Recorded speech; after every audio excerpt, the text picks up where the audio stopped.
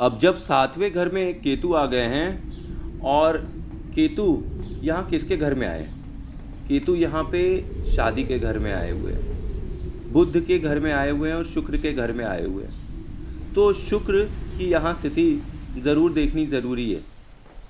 अगर शुक्र लग्न कुंडली में ज़रा सा भी मैलेफिक होंगे तो फिर यहाँ पर केतु गलत प्रभाव देंगे। फिर ये आपकी शादी टाइम पर नहीं कराएंगे और आपके ऑफिस में और आपके घर में हमेशा गंदगी बनी रहेगी। आप मुंह के कड़वे हो जाएंगे, अनाप शनाप लोगों को बोलेंगे, गाली गलौज करना या गलत बातें कोसना, ये सब चीज़ें केतु इन 7th हाउस देने लगता है। अगर यहाँ पे शुक्र अच्छा है तभी केतु अच्छा होगा। और बुध की चीज़ें सही करना यहाँ पर बहुत ही ज़्यादा ज़रूरी है। अपनी वाणी को सबसे पहले पवित्र रखें, गलत बातें मत बोलिए किसी के लिए भी, और जिससे भी जो भी प्रॉमिस करें उसको पूरा कर लीजिए। यहाँ केतु आपको इंटेस्टाइन की डिजीज़ दे देता है। और यहाँ पर केतु अगर मैलिफिक हो रहा है तो आपको आपके नेबर से कट ऑफ कर देता है। आप अपने अगल बगल किसी से ज़्यादा मिंगल नहीं होते हैं, अकेले अकेले रहना पसंद करते हैं। यहाँ पर केतु आपको लकी मेल चाइल्ड देता है, पर यहाँ पर ये आपको भटकाव भी बहुत देता है, ट्रांसफ़र इन जॉब्स देने लगता है, डिप्रेशन देता है, आप लो फील करते रहते हैं, चिड़चिड़े से हो जाते हैं। तो यहाँ पर आपको शनि की फिर सहायता लेनी चाहिए। अगर ऐसा हो रहा है तो मतलब घर में अगर काला कुत्ता पाले और उसकी सेवा करें तो ये बहुत ही अच्छा होगा। सर्दी आ गई है, सर्दी में काला और सफ़ेद रंग का कंबल अगर आप गरीबों में बांटें तो ये भी बहुत अच्छा होगा। 4 नींबू लेकर आप चलते पानी में डाल दें और ऐसा एक हफ्ते में एक बार करें। ऐसा शनिवार के दिन ही करिएगा, ठीक है? और महीने में एक ही बार करिएगा और ये 4 महीने तक करिए। मतलब 4 नींबू पानी में डाला शनिवार के दिन, कोई भी शनिवार महीने का, और 4 महीने तक डाला तो यहाँ के केतु के इल इफ़ेक्ट्स ख़त्म होने लगेंगे। अब हम आते हैं केतु इन 8th हाउस। केतु जब 8th हाउस में आता है तो ये कौन सा घर है भैया?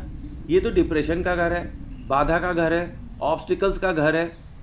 और केतु यहाँ पर ये सब चीज़ें अचानक से दे देता है कि अचानक से बाधा आ गई, अचानक से ऑब्स्टिकल्स आने लगे, अचानक में लाइफ में प्रॉब्लम्स आने लगी। हर कुछ अचानक से होने लगता है और दबे पांव गुप्त रूप से आता है। ये घर किसका है? शनि और मंगल का। तो आपको शनि और मंगल को भी बहुत ही शुभ रखना पड़ेगा, या देखना पड़ेगा कि कुंडली में शनि और मंगल अच्छे घरों में और अच्छी स्थितियों में हैं, इनके ऊपर इनके मित्र ग्रहों की दृष्टि है, ये कंफर्टेबल हैं कि नहीं। अगर ये कंफर्टेबल हैं तो फिर यहाँ केतु कम खराब प्रभाव देगा। पर यहाँ केतु नीच का हो जाता है और यहाँ पर केतु खराब ही प्रभाव देता है। जैसे मैंने बोला था कि 3rd हाउस में केतु खराब ही प्रभाव देता है, वैसे यहाँ पर भी केतु खराब ही प्रभाव देता है। यहाँ पर आपका काम रुक जाता है, काम होते होते बस बन रहा है ख़त्म हो जाता है। पर यहाँ केतु इतना नेगेटिव है तो आपको एक पॉजिटिव इंट्यूशन की पावर भी दे देता है, आपको आने वाले समय के बारे में बहुत तेज़ आभास हो जाता है। लेकिन यहाँ पर आपको केतु बिजनेस और पैसे की प्रॉब्लम ज़ोरदार देता है। शादी और चाइल्ड के लिए तो ये ओके है, पर बिजनेस और पैसे के लिए ये बहुत ख़राब है। पति पत्नी की लड़ाई भी करवा देता है यहाँ केतु। डिसीजन यहाँ पर इतने धीरे धीरे होते हैं कि जब तक उसका प्रभाव लेने की बारी आती है, चिड़िया चुग गई खेत तब पछताए का। मतलब इतनी देरी से डिसीजन लेते हैं कि प्रॉफिट निकल जाता है। यहाँ पर जब भी कोई आपको डिसीजन लेना हो, इम्पल्सिव डिसीजन मत लीजिए, किसी एक्सपर्ट से आप कंसल्टेंसी ले लीजिए। आपके लिए सबसे बड़ी रेमेडी यही है कि जब भी आप कोई काम करने जा रहे हो तो उसके रिलेटेड कोई भी एक्सपर्ट हो उससे कंसल्टेंसी ले लीजिए। इससे आपका डायरेक्शन सही रास्ते पर होगा। यहाँ पर आपको पानी खूब पीना चाहिए और बैक एक यहाँ पर मिल सकता है आपको। और अगर एक हो रहा हो तो केतु इसका मतलब बहुत बुरी तरीके से खराब है। केतु यहाँ पर मात्र खराब ही प्रभाव नहीं देते हैं, ये आपको उस्ताद बना देते हैं एस्ट्रोलॉजी का, पामिस्ट्री का, टैरो कार्ड का, तंत्र मंत्र यंत्र विद्याओं का, यहाँ तक कि काली तांत्रिक विद्याओं का भी आपको स्वामी बना देते हैं।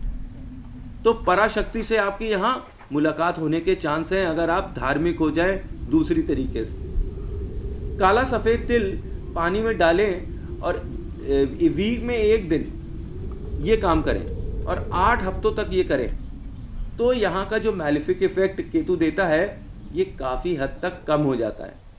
मंदिर में केला चढ़ाइए ताकि गुरु मजबूत हो जाए। गुरु मजबूत होगा तो केतु अपने आप शांत हो जाएगा। सोने के बाली पहनिए, वही गुरु का उपाय है। यहाँ पे गुप्त बीमारियाँ आपको हो सकती हैं, ऐसी बीमारियाँ जो डॉक्टर्स डायग्नोस ना कर पाए। यहाँ पे कुत्ता पालना, वो भी काले रंग का, बहुत अच्छा है। पर इस कुत्ते को आप कभी छत पर मत बांधिएगा, इस कुत्ते को आप हमेशा गेट पर बांधिएगा। छत पर ये कुत्ता बांधेंगे तो ये मैलिफिक इफेक्ट देगा, लेकिन जब आप गेट और घर के अंदर रखेंगे तो ये गुड इफेक्ट्स देगा। अब चलते हैं केतु 9th हाउस में।